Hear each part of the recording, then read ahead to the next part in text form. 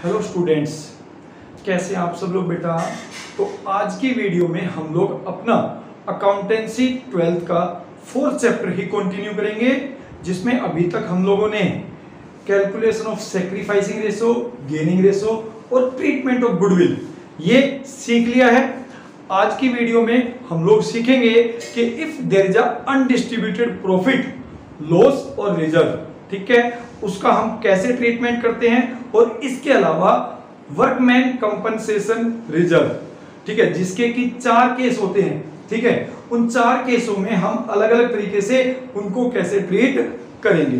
हो सकता है वीडियो थोड़ी सी लंबी बनी हो, बट आप लोग इसको देखते रहें, क्योंकि अगर आपको प्रैक्टिस करनी है, ठीक है, आपको ये न्यूमेरिकल सीखने हैं, तो आप समझिए कि आपको जर्नल एंट्रीज भी करनी पड़ेगी और उसके बाद कैसे उसको इंप्लीमेंट करना है वो भी सीखना पड़ेगा। तो इट मे बी कि वीडियो थोड़ी सी लंबी लगे आपको, बट लगे रहें, मेहनत करते रहें।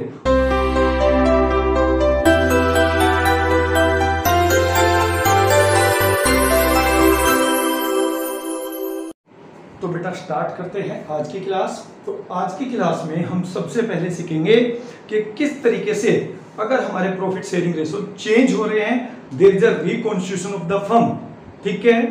तो अगर उस डेट पर, जिस डेट पर आपके रेशो चेंज होते हैं, आपको कोई अनडिस्ट्रीब्यूटेड प्रॉफिट या फिर अनडिस्ट्रीब्यूटेड लॉस या फिर कोई रिजर्व दे रखा है, तो उसका हमें कैसे ट्रीटमेंट करना है। तो बेटा सबसे पहले तो आपको ये बात समझनी पड़ेगी कि जब भी there will be profit sharing ratio change in a firm, तो वो फर्म पुरानी फर्म होगी, एग्जिस्टिंग फर्म होगी, और उस डेट पे जब रेशो चेंज हो रहे हैं, उसमें जो बैलेंस शीट होगी, उस बैलेंस शीट के जितने भी कंपोनेंट्स हैं वो सब किसके हैं? पुरानी फर्म के हैं, यानी पुराने पार्टनर्स ने वो इकट्ठे किए हुए, ठीक है। जैसे कि मान लीजिए प्रॉफिट एंड लॉस में कोई बैलेंस दे रखा है, ठीक है, क्रेडिट साइड यानी प्रॉफिट आपके पास, तो वो प्रॉफिट किसका होगा? पुराने पार्टनर्स का होगा, जो उन्होंने अभी तक बांटा नहीं है। ऐसे ही कोई रिजर्व दे रखा है, जर्नल रिजर्व दे रखा है, तो वो सब किसका होगा? पुराने पार्टनर्स का होगा, जिन्होंने अपने प्रॉफिट में से वो निकाल के रखा हुआ है। इन द सेम मैनर अगर कोई लॉस है, तो वो लॉस भी किसका होगा बेटा? पुराने पार्टनर्स का होगा, पुरानी फर्म का होगा, जिसको उन्होंने अभी तक बांटा नहीं है। तो इन पर हक किसका है? पुराने पार्टनर्स का है, ठीक है। तो हमें क्या करना है? उन सबको, चाहे वो अनडिस्ट्रीब्यूटेड प्रॉफिट हो, रिजर्व हो या फिर लॉस हो, उन सबको ओल्ड पार्टनर्स में, ओल्ड रेशो में डिस्ट्रीब्यूट करना है, ठीक है। पहले मैं आपको बताता हूं एंट्रीज, ठीक है। मान लीजिए ए और बी पार्टनर्स हैं, जिनके पुराने रेशो 3:2 थे, और 1 अप्रैल 2021 को they decide to change the ratio from 3:2 to 1:1, ठीक है। और उस डेट पर अगर हमें अनडिस्ट्रीब्यूटेड प्रॉफिट दे रखा है, रिजर्व दे रखा है या कोई लॉस दे रखा है, तो उसका हम क्या ट्रीटमेंट करेंगे? तो अगर आपको प्रॉफिट दे रखा है, तो आप लिखेंगे profit and loss account debit, ठीक है। अगर आपको जर्नल रिजर्व दे रखा है, तो आप लिखेंगे जर्नल रिजर्व अकाउंट डेबिट, ठीक है। एक एंट्री भी कर सकते हैं आप, single entry. 2 A's capital account या फिर करंट अकाउंट, जो भी केस हो, ठीक है। फिक्स कैपिटल मेथड है तो करंट अकाउंट। 2 बीज कैपिटल अकाउंट या फिर करंट अकाउंट, ठीक है। और जितना भी आपका अनडिस्ट्रीब्यूटेड प्रॉफिट या कोई रिजर्व है, उसको हम ओल्ड पार्टनर्स में डिस्ट्रीब्यूट करेंगे, ओल्ड रेशो में, क्योंकि वो ओल्ड पार्टनर्स का है। जैसे कि मैं जल्दी से एक एग्जांपल देके आपको समझाता हूं कि मान लीजिए आपको profit and loss credit balance दे रखा है, यानी प्रॉफिट है हमारे पास कितना? 50,000, ठीक है।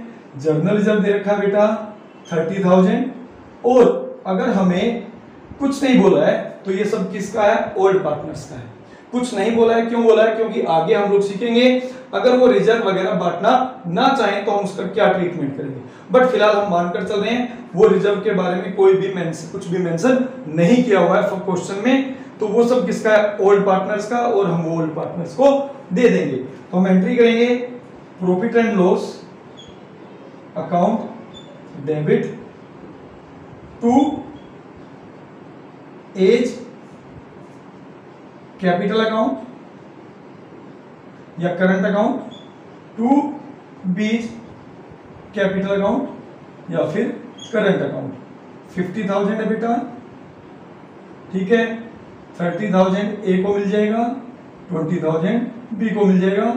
Old partners old ratio, old partners and old ratio में आप इसको डिस्ट्रीब्यूट कर देंगे, जैसा कि मैंने आपको यहाँ पे मेंशन किया है। अगर आपको सेपरेट एंट्री करनी है तो दोबारा से जर्नल रिजर्व की भी हमें एंट्री करनी पड़ेगी। हम लिखेंगे journal reserve account debit 30,000 to A's capital account या करंट अकाउंट, जैसा भी आपको क्वेश्चन दे रखा हो, 18,000 और टू बीज कैपिटल अकाउंट या फिर करंट अकाउंट 12,000। ये है जब हम सेपरेट एंट्री कर रहे हैं, ठीक है। प्रॉफिट की सेपरेट एंट्री की हम लोगों ने और जर्नल रिजर्व की सेपरेट एंट्री की, ठीक है। बट अगर जैसे मैंने यहां पे किया है, if you want to do combined entries, तो आप वो भी कर सकते हैं। वो कैसे करेंगे, आप लिखेंगे profit and loss account debit 50,000, journal reserve account debit 30,000, ठीक है, टू एज कैपिटल अकाउंट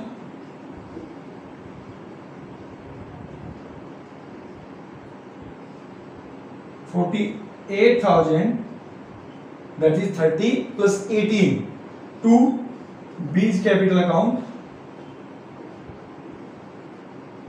32,000, ठीक है।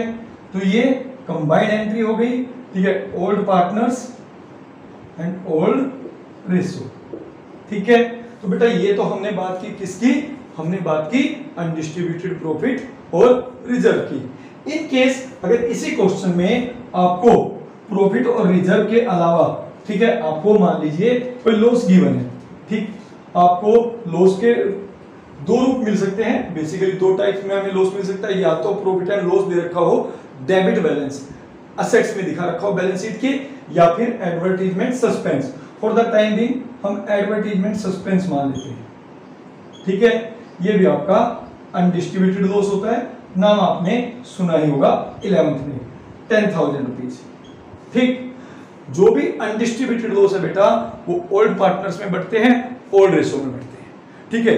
वो भी ओल्ड पार्टनर्स के ही हैं, पुरानी फर्म के ही हैं, जिस डेट पे प्रॉफिट शेयरिंग रेशो चेंज होता है, अगर उस डेट पे दे रखा है तो, ठीक है। क्योंकि नई फर्म अभी हमारी स्टार्ट हुई नहीं है, होनी है आज के बाद, ठीक। तो इसमें भी हम क्या करेंगे, हम old partners capital account debit, loss है तो कैपिटल या करंट अकाउंट डेबिट हो जाएगा, ठीक है, ओल्ड रेशो में, और हम इसको राइट ऑफ कर देंगे। प्रॉफिट एंड लॉस अकाउंट मैं दोनों की कर रहा हूं, या फिर जो लॉस होता है वो कौन सा होता है, advertisement suspense account, advertisement suspense account, ठीक है। अब यहां पे हमें दे रखा है 10,000 रुपीज, ठीक है, और ये भी किसमें बेटा, old partners old ratio, old partners old ratio. अब हम प्रैक्टिकली इसको करके देखते हैं। हमें एडवर्टीजमेंट सस्पेंस दे रखा है 10,000, ठीक है, हमें इसको ओल्ड रेशो में ही बांटना पड़ेगा क्योंकि ये ओल्ड पार्टनर्स का ही। तो हम क्या करेंगे, हम करेंगे एज कैपिटल अकाउंट डेबिट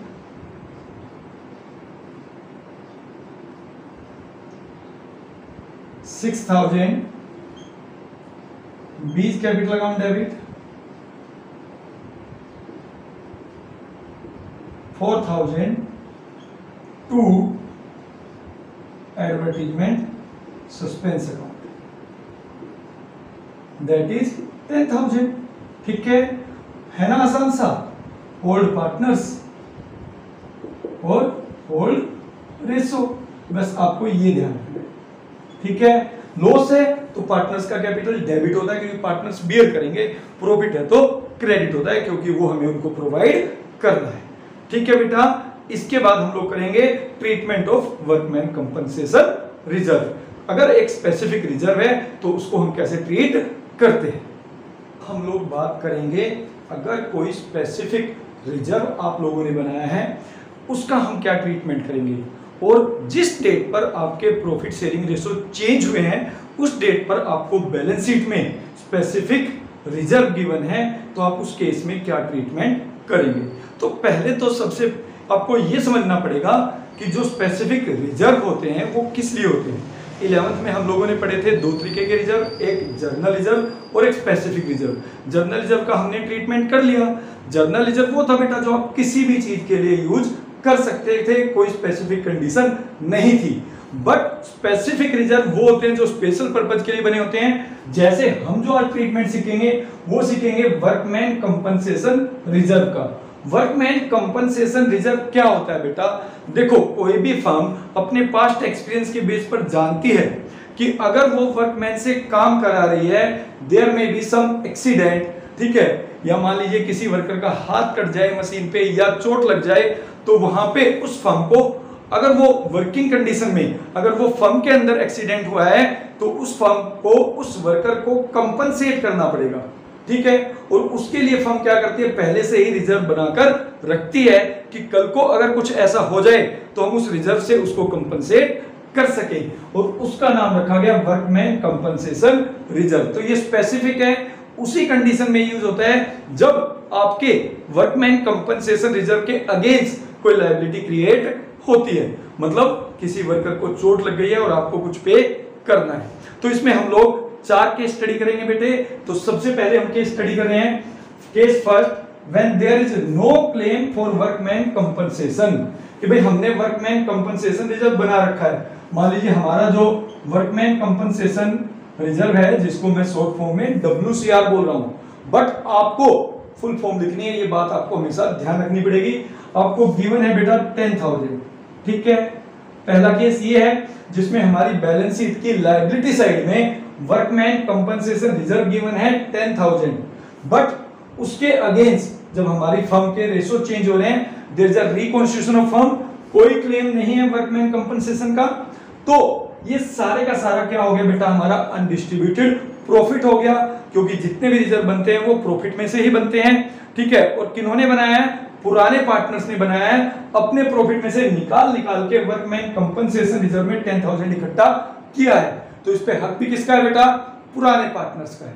तो हम इसको क्या करेंगे, ओल्ड पार्टनर्स ओल्ड रेशो में बांट देंगे। तो यहाँ पे एंट्री होती है workman compensation reserve account debit to old partners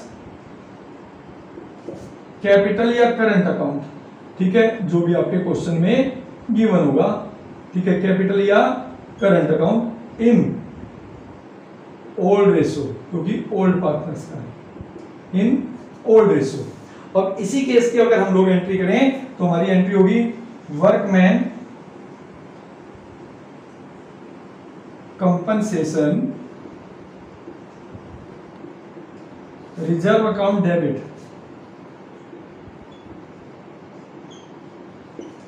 to A's capital account to B's capital account, ठीक है।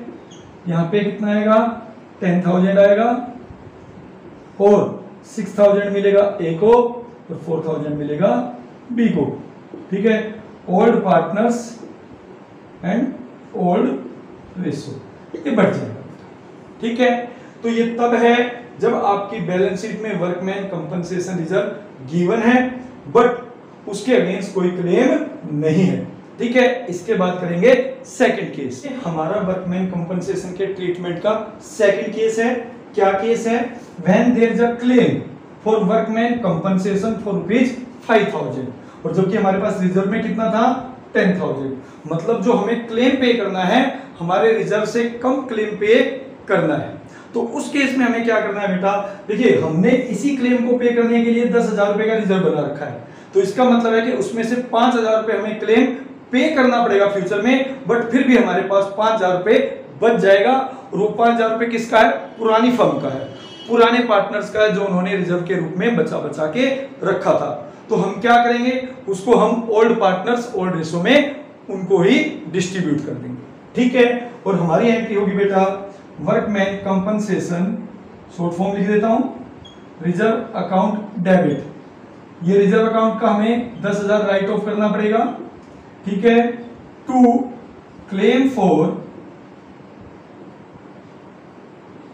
Workman compensation account,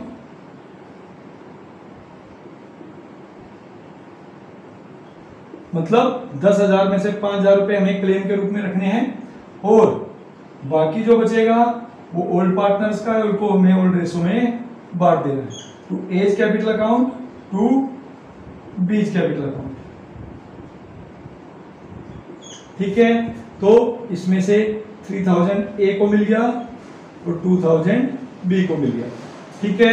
this is how we treat workman compensation reserve. जब हमारे पास वर्कमैन कंपनसेशन रिजर्व हो ज्यादा और उसके अगेंस्ट जो claim है, जो लायबिलिटी है वर्कमैन कंपनसेशन की, वो हो कम, ठीक है।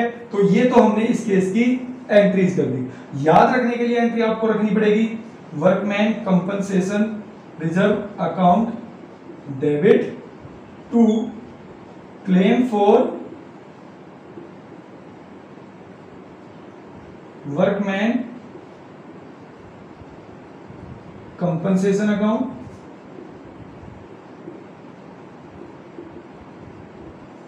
और टू ओल्ड पार्टनर्स कैपिटल या current account.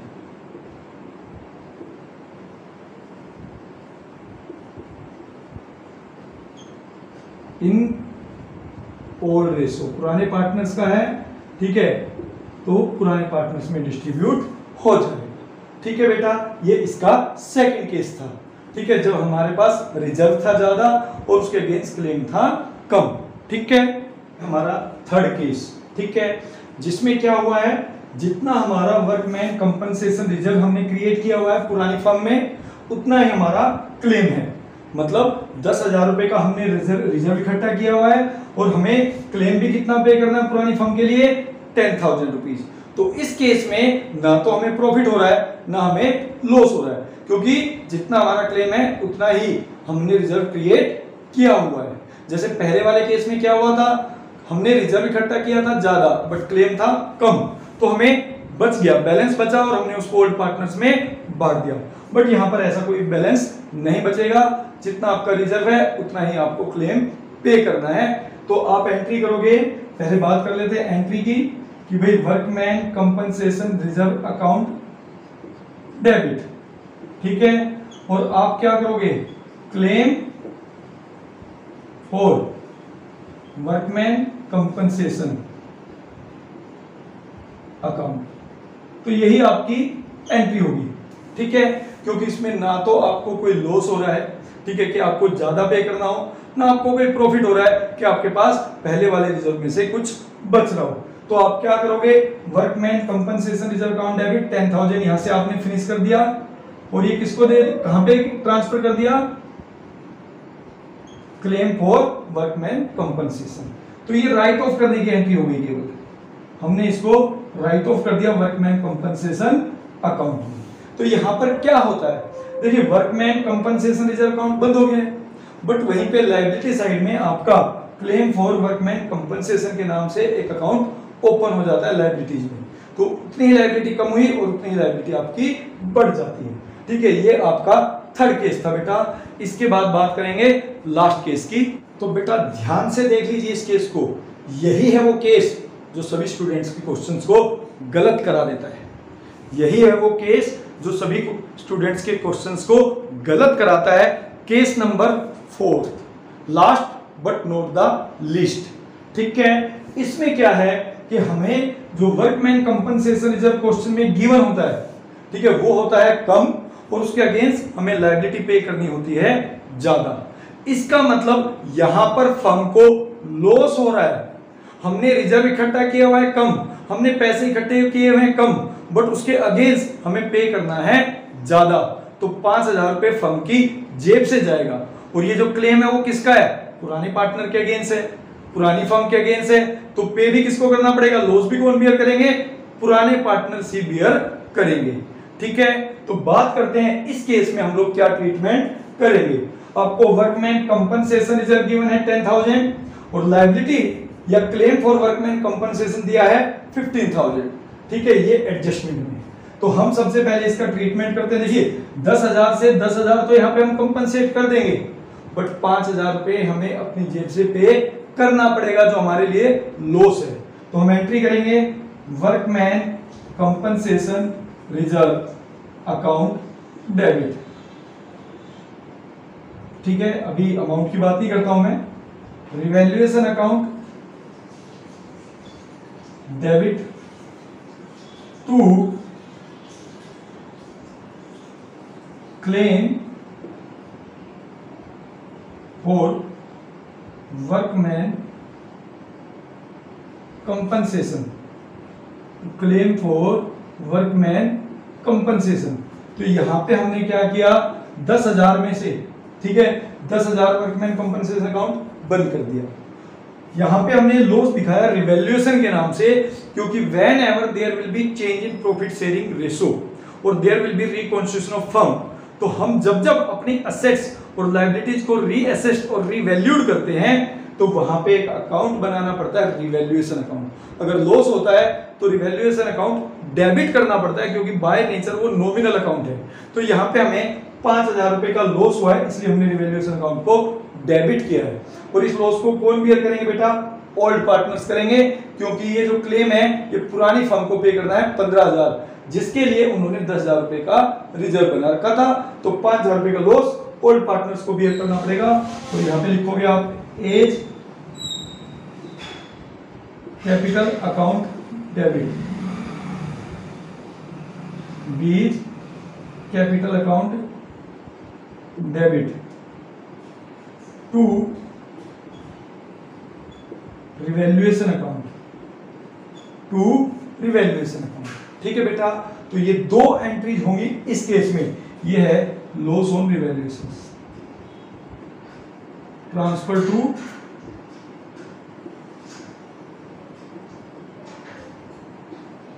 Old partners and old ratio. ठीक है, अब हम करते हैं इस वाले केस का ट्रीटमेंट जो हमें क्वेश्चन में गिवन है।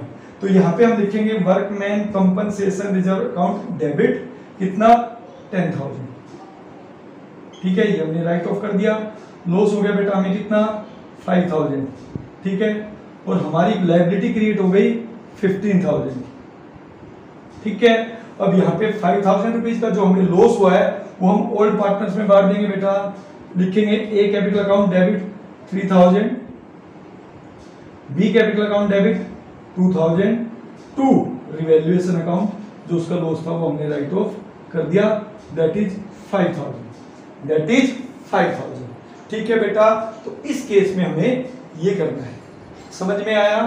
अब बात करते हैं बेटा आज के क्वेश्चंस की, जो कि हमें इस वीडियो से सीखने के बाद करने हैं, आपको आंसर देने हैं। ठीक है, बात करते हैं आज के क्वेश्चंस की। ठीक है, 3 क्वेश्चन जो मैं हमेशा की तरह हर वीडियो में पूछता हूं। तो पहला क्वेश्चन है बेटा, whenever there will be change in profit sharing ratio, ठीक है, the value of balance sheet on that date will be of old firm और न्यू फर्म। मतलब जिस डेट पर हमारे प्रॉफिट शेयरिंग रेशो चेंज होंगे, अगर उस डेट पे जो बैलेंस शीट गिवन है तो उस बैलेंस शीट में जो भी असेट्स और लायबिलिटी होंगी वो किसकी होंगी। पहला क्वेश्चन ये है, आपको बताना है वो पुरानी फर्म की होंगी या फिर नई फर्म की। ठीक है, क्वेश्चन समझ में आया। बात करते हैं सेकंड क्वेश्चन की। बहुत सिंपल सा क्वेश्चन है, 11th में भी आप लोगों ने पढ़ा है। What is the difference between journal reserve and specific reserve, के जर्नल रिजर्व और स्पेसिफिक रिजर्व में क्या डिफरेंस होता है। ठीक है, तीसरी है बेटा, how you will get to know that the profit and loss given in the balance sheet is profit और लॉस, कि आपको कैसे पता चलेगा कि जो बैलेंस शीट में आपको प्रॉफिट एंड लॉस दे रखा है या क्वेश्चन में प्रॉफिट एंड लॉस का बैलेंस दे रखा है वो बैलेंस प्रॉफिट का है या फिर लॉस का है। ठीक है बेटा, अगर आप लोगों को हमारी बनाई ये वीडियो पसंद आई है, ठीक है, तो आप कमेंट जरूर कीजिएगा और इन क्वेश्चंस के आंसर जरूर दीजिएगा।